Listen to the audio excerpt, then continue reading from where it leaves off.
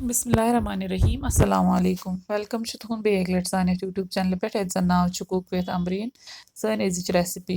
गंड तो कोकुर चलो करो इस रेसिपी स्टार्ट नीटन कोकुर निमुत यह थोमुत लिद्रे आबस मज तो अत दिमो फुकर यन आय ग्रेख तो वह कड़ो अम मज पीसेस नबर तो यम करो फ्राई यपर निमुत मस्टर्ड ऑयल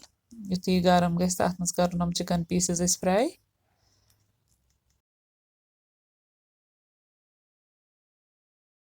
यम तोतान कर फ्राई योताम तम गोल्डन ब्राउन गन यन साइड गोमुत फ्राई वन करुक बी साइड तो फ्राई तो ये दशवो साइडो फ्राई गन तो यम कड़ो नबर तो इथे पे करो बाकी चिकन पीसेस तो फ्राई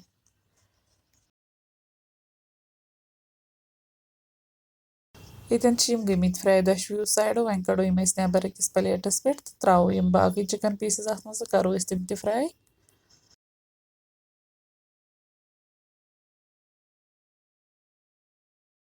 चिकन फ्राई करने पत निमो वन बेस बानस मज तेल तो अत मज करो गंड फ्राई यम मे गंड 3 निमित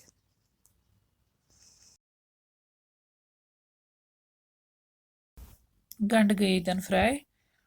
तो वन करो अत मज त्रो वन कह मसाल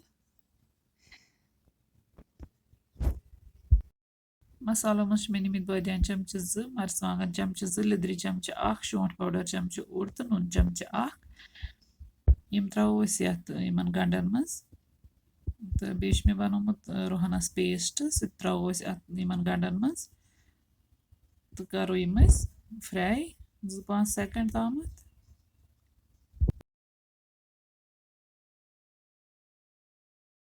मसाल फ्राई गसन पत त्रो अत थोड़ा आब ज्यादा त्रोन अत आब कह तो करो यम गंड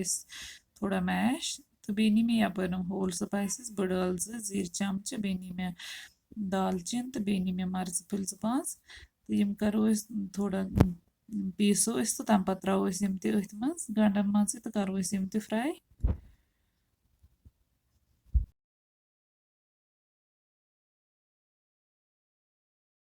बे मे यपर निमित मेथी चमचे 1-2 होश मेथ तो यम तो करो फ्राई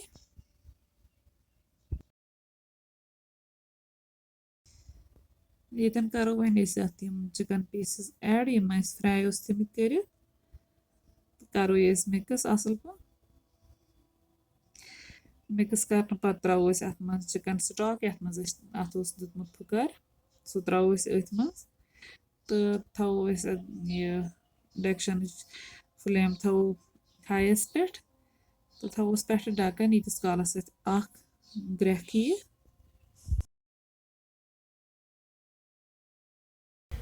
ग्रेख इन पत तुलो ढकन थोद तो थो इथे हाई फ्लेमस पे 10-15 मिनट ताकि अत ग्रेवी यह रिड्यूस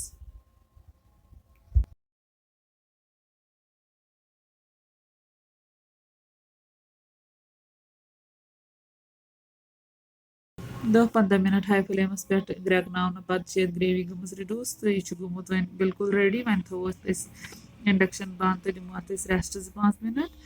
रेस्ट दिन पत वो तुम यह क्यों असल गोमुत तो वन करो सर्व